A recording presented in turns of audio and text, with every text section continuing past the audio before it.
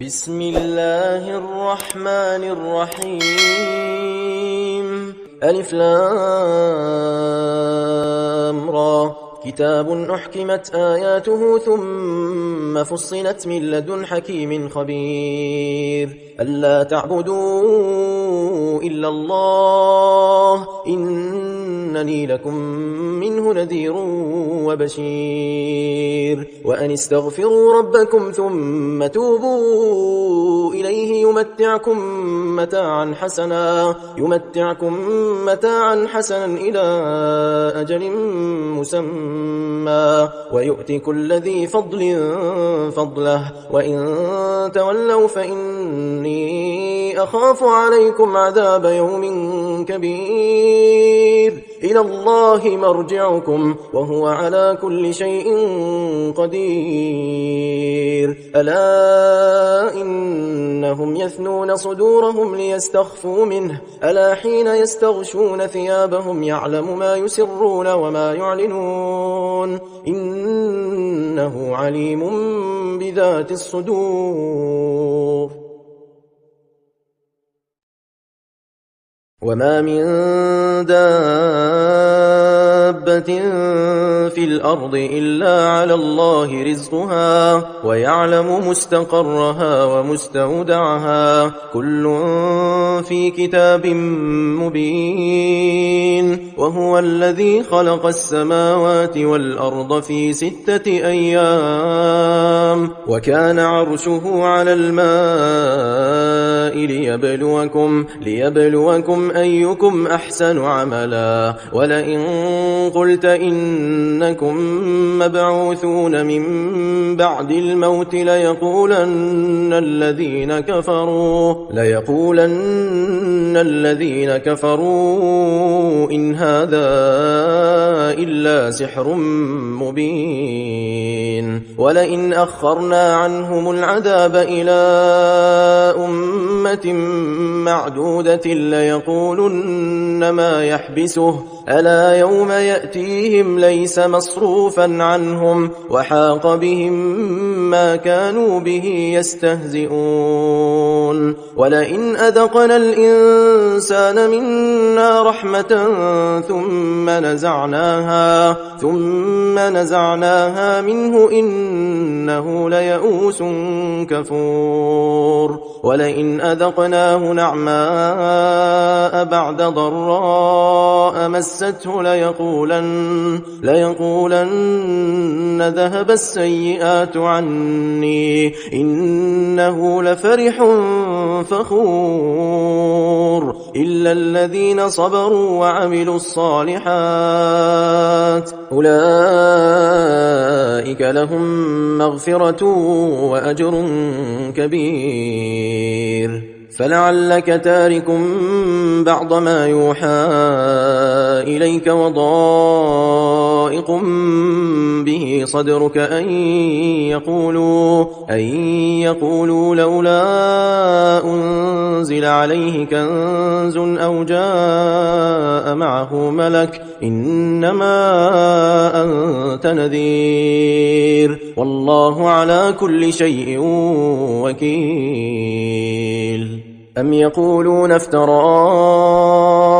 قل فأتوا ب10 سور مثله مفتريات وادعوا من استطعتم من دون الله إن كنتم صادقين فإن لم يستجيبوا لكم فاعلموا أنما أنزل بعلم الله وأن لا إله إلا هو فهل أنتم مسلمون من كان يريد الحياة الدنيا وزينتها نوفي إليهم أعمالهم فيها وهم فيها لا يبخسون أولئك الذين ليس لهم في الآخرة إلا النار وحبط ما صنعوا فيها وباطل ما كانوا يعملون أفمن كان على بينة من ربه ويتلوه شاهد منه ومن قبله كتاب موسى إماما أولئك يؤمنون به، ومن يكفر به من الأحزاب فالنار موعده، فلا تك في مرية منه إنه الحق من ربك ولكن أكثر الناس لا يؤمنون. ومن أظلم ممن افترى على الله كذبا أولئك يعرضون على ربهم ويقول الأشهاد هؤلاء الذين كذبوا على ربهم ألا لعنة الله على الظالمين الذين يصدون عن سبيل الله ويبغونها عوجا وهم بالآخرة هم كافرون أولئك لم يكونوا معجزين في الأرض وما كان لهم من دون الله من أولياء يضاعف لهم العذاب ما كانوا يستطيعون السمع وما كانوا يبصرون أولئك الذين خسروا أنفسهم وضل عنهم ما كانوا يفترون لا جرم أنهم في الآخرة هم الأخسرون إن الذين آمنوا وعملوا الصالحات وأخبتوا إلى ربهم أولئك أصحاب الجنة هم فيها خالدون مثل الفريقين كالأعمى والأصم والبصير والسميع هل يستويان مثلا أفلا تذكرون ولقد أرسلنا نوحا إلى قومه إني لكم نذير مبين ألا تعبدوا إلا الله إني أخاف عليكم عذاب يوم أليم فقال الملأ الذين كفروا من قومه ما نراك إلا بشرا مثلنا وما نراك اتبعك إلا الذين هم أراذلنا بادي الرأي وما نرى لكم علينا من فضل بل نظنكم كاذبين قال يا قوم أرأيتم إن كنت على بينة من ربي وآتاني رحمة من عنده فعميت عليكم أنلزمكموها وأنتم لها كارهون ويا قوم لا أسألكم عليه مالا إن أجري إلا على الله وما أنا بطارد الذين آمنوا إنهم ملاقو ربهم ولكني أراكم قوما تجهلون ويا قوم من ينصرني من الله إن طردتهم أفلا تذكرون ولا أقول لكم عندي خزائن الله ولا أعلم الغيب ولا أقول إني ملك ولا أقول للذين تزدري أعينكم لن يؤتيهم الله خيرا الله أعلم بما في أنفسهم إني إذا لمن الظالمين قالوا يا نوح قد جادلتنا فأكثرت جدالنا فأتنا بما تعدنا إن كنت من الصادقين قال إنما يأتيكم به الله إن شاء وما أنتم بمعجزين ولا ينفعكم نصحي إن أردت أن أنصح لكم إن كان الله يريد أن يغويكم هو ربكم وإليه ترجعون أم يقولون افتراه قل إن افتريته فعلي إجرامي وأنا بريء مما ما تجرمون وأوحي إلى نوح أنه لن يؤمن من قومك إلا من قد آمن فلا تبتئس بما كانوا يفعلون واصنع الفلك بأعيننا ووحينا ولا تخاطبني في الذين ظلموا إنهم مغرقون ويصنع الفلك وكلما مر عليه ملأ من قومه سخروا منه قال إن تسخروا منا فإنا نسخر منكم كما تسخرون فسوف تعلمون من يأتيه عذاب يخزيه ويحل عليه عذاب مقيم حتى إذا جاء أمرنا وفارت النور قل نحمل فيها من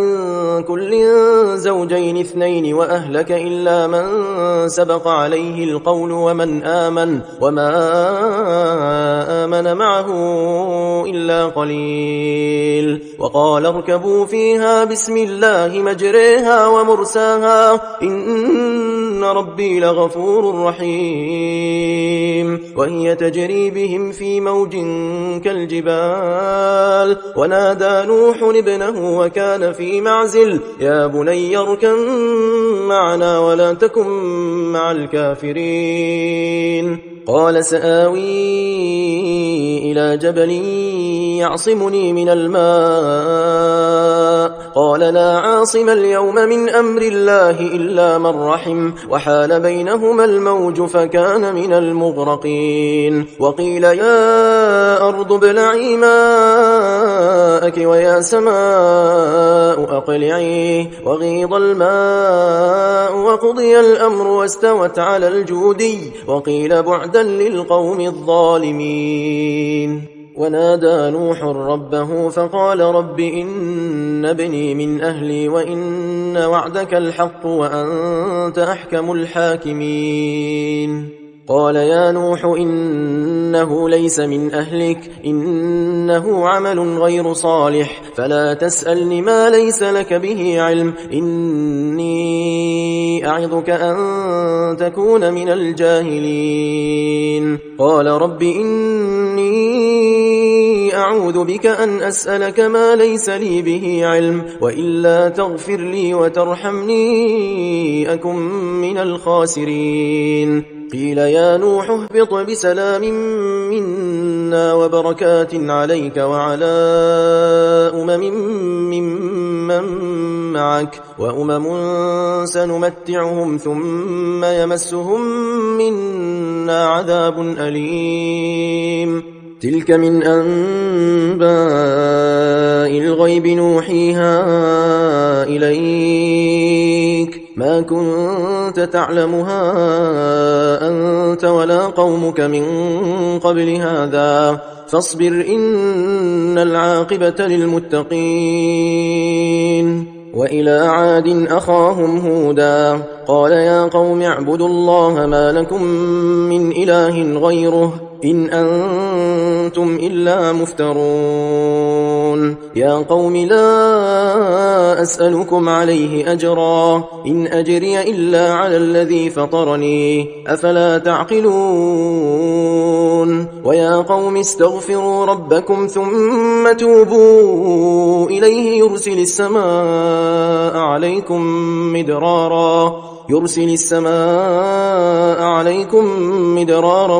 ويزدكم قوة إلى قوتكم ولا تتولوا مجرمين قالوا يا هود ما جئتنا ببينة وما نحن بتاركي آلهتنا عن قولك وما نحن لك بمؤمنين إن نقول إلا اعتراك بعض آلهتنا بسوء قال إني أشهد الله واشهدوا أني بريء مما تشركون من دونه فكيدوني جميعا ثم ثم لا تنظرون إني توكلت على الله ربي وربكم ما من دابة إلا هو آخذ بناصيتها إن ربي على صراط مستقيم فإن تولوا فقد أبلغتكم ما أرسلت به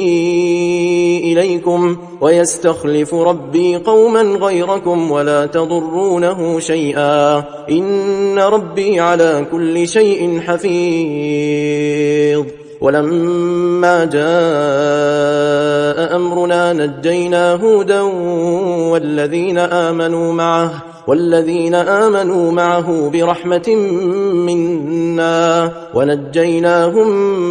من عذاب غليظ وتلك عاد جحدوا بآيات ربهم وعصوا رسله واتبعوا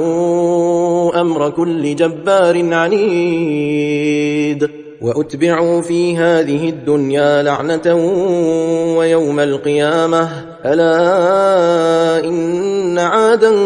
كفروا ربهم ألا بعدا لعاد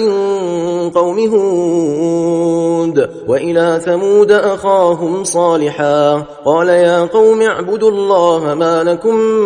من إله غيره هو أنشأكم من الأرض واستعمركم فيها فاستغفروه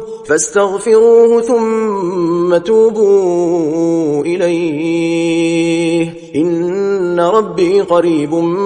مجيب قالوا يا صالح قد كنت فينا مرجوا قبل هذا أتنهانا أن نعبد ما يعبد آباؤنا وإننا لفي شك مما تدعونا إليه مريب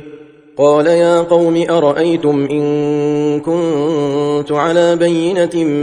من ربي وآتاني منه رحمة فمن ينصرني من الله إن عصيته فما تزيدونني غير تخسير ويا قوم هذه ناقة الله لكم آية فذروها تأكل في أرض الله ولا تمسوها بسوء فيأخذكم عذاب قريب فعقروها فقال تمتعوا في داركم 3 أيام ذلك وعد غير مكذوب فلما جاء أمرنا نجينا صالحا والذين آمنوا معه برحمة منا ومن خزي يومئذ إن ربك هو القوي العزيز وأخذ الذين ظلموا الصيحة فأصبحوا في ديارهم جاثمين كأن لم يغنوا فيها ألا إن ثمود كفروا ربهم ألا بعدا لثمود ولقد جاءت رسلنا إبراهيم بالبشرى قالوا سلاما قال سلام فما لبث أن جاء بعجل حنيذ فلما رأى أيديهم لا تصل إليه نكرهم وأوجس منهم خيفة قالوا لا تخف إنا أرسلنا إلى قوم لوط وامرأته قائمة فضحكت فبشرناها بإسحاق ومن وراء إسحاق يعقوب قالت يا ويلتى أألد وأنا عجوز وهذا بعلي شيخا إن هذا لشيء عجيب قالوا أتعجبين من أمر الله رحمة الله وبركاته عليكم أهل البيت إنه حميد مجيد فلما ذهب عن إبراهيم الروع وجاءته البشرى يجادلنا في قوم لوط إن إبراهيم لحليم أواه منيب يا إبراهيم أعرض عن هذا إنه قد جاء أمر ربك وإنهم آتيهم عذاب غير مردود ولما جاءت رسلنا لوطا سيء بهم وضاق بهم ذرعا وقال هذا يوم عصيب وجاءه قومه يهرعون إليه ومن قبل كانوا يعملون السيئات قال يا قوم هؤلاء بناتي هن أطهر لكم فاتقوا الله ولا تخزون في ضيفي أليس منكم رجل رشيد قالوا لقد علمت ما لنا في بناتك من حق وإنك لتعلم ما نريد قال لو أن لي بكم قوة أو آوي إلى ركن شديد قالوا يا لوط إنا رسل ربك لن يصلوا إليك فأسر بأهلك بقطع من الليل ولا يلتفت منكم أحد إلا امرأتك إنه مصيبها ما أصابهم إن موعدهم الصبح أليس الصبح بقريب فلما جاء أمرنا جعلنا عاليها سافلها وأمطرنا عليها حجارة من سجيل منضود مسومة عند ربك وما هي من الظالمين ببعيد وإلى مدين أخاهم شعيبا قال يا قوم اعبدوا الله ما لكم من إله غيره ولا تنقصوا المكيال والميزان إني أراكم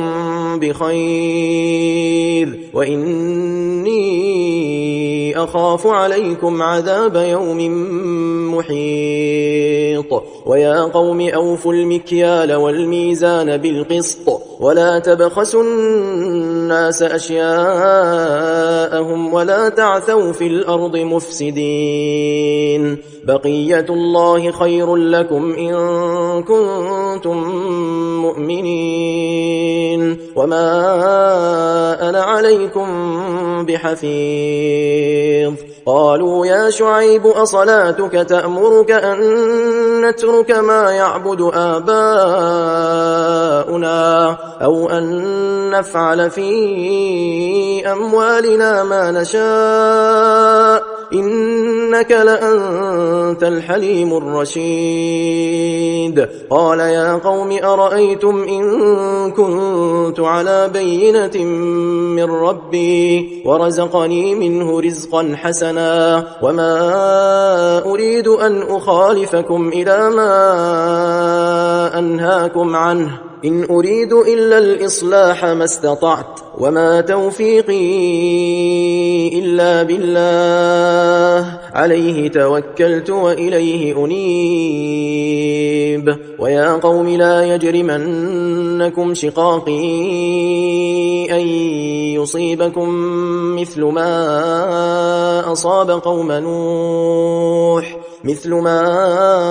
أصاب قوم نوح أو قوم هود أو قوم صالح وما قوم لوط منكم ببعيد واستغفروا ربكم ثم توبوا إليه إن ربي رحيم ودود قالوا يا شعيب ما نفقه كثيرا مما تقول وإنا لنراك فينا ضعيفا ولولا رهطك لرجمناك وما أنت علينا بعزيز قال يا قوم أرهطي أعز عليكم من الله واتخذتموه وراءكم ظهريا إن ربي بما تعملون محيط ويا قوم اعملوا على مكانتكم إني عامل سوف تعلمون من يأتيه عذاب يخزيه ومن هو كاذب وارتقبوا إني معكم رقيب ولما جاء أمرنا نجينا شعيبا والذين آمنوا معه برحمة منا وأخذت الذين ظلموا الصيحة فأصبحوا في ديارهم جاثمين كأن لم يغنوا فيها ألا بعدا لمدين كما بعدت ثمود ولقد أرسلنا موسى بآياتنا وسلطان مبين إلى فرعون وملئه فاتبعوا أمر فرعون وما أمر فرعون برشيد يقدم قومه يوم القيامة فأوردهم النار وبئس الورد المورود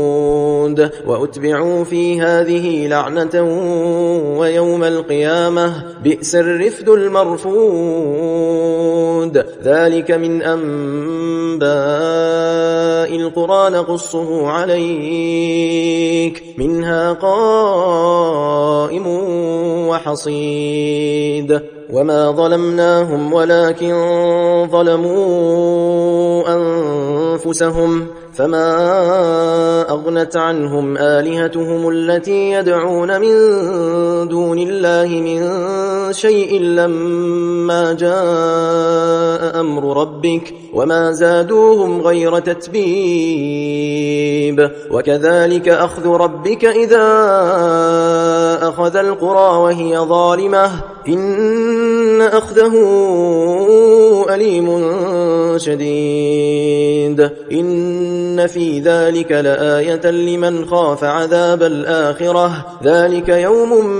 مجموع له الناس وذلك يوم مشهود وما نؤخره إلا لأجل معدود يوم يأتي لا تكلم نفس إلا بإذنه فمنهم شقي وسعيد فأما الذين شقوا ففي النار لهم فيها زفير وشهيق خالدين فيها ما دامت السماوات والأرض إلا ما شاء ربك إن ربك فعال لما يريد وأما الذين سعدوا ففي الجنة خالدين فيها ما دامت السماوات والأرض إلا ما شاء ربك عطاء غير مجذوذ فلا تك في مرية مما يعبد هؤلاء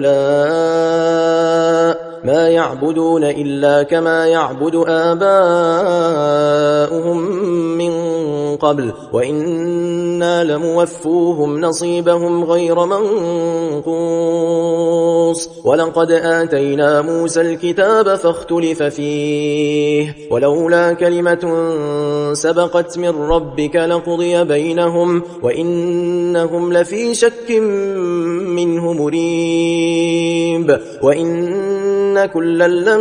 ثم ليوفينهم ربك أعمالهم إنه بما يعملون خبير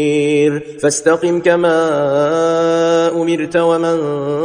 تاب معك ولا تطغوا إنه بما تعملون بصير ولا تركنوا إلى الذين ظلموا فتمسكم النار وما لكم من دون الله من أولياء ثم لا تنصرون وأقم الصلاة طرفي النهار وزلفا من الليل إن الحسنات يذهبن السيئات ذلك ذكرى للذاكرين واصبر فإن الله لا يضيع أجر المحسنين فلولا كان من القرون من قبلكم أولو بقية ينهون عن الفساد في الأرض إلا قليلا ممن أنجينا منهم واتبع الذين ظلموا ما أترفوا فيه وكانوا مجرمين وما كان ربك ليهلك القرى بظلم وأهلها مصلحون ولو شاء ربك لجعل الناس أمة واحدة ولا يزالون مختلفين إلا من رحم ربك ولذلك خلقهم وتمت كلمة ربك لأملأن جهنم من الجنة والناس أجمعين وكلا نقص عليك من أنباء الرسل ما نثبت به فؤادك وجاءك في هذه الحق وموعظة وذكرى للمؤمنين وقل للذين لا يؤمنون اعملوا على مكانتكم إنا عاملون وانتظروا إنا منتظرون ولله غيب السماوات والأرض وإليه يرجع الأمر كله فاعبده وتوكل عليه وما ربك بغافل عما تعملون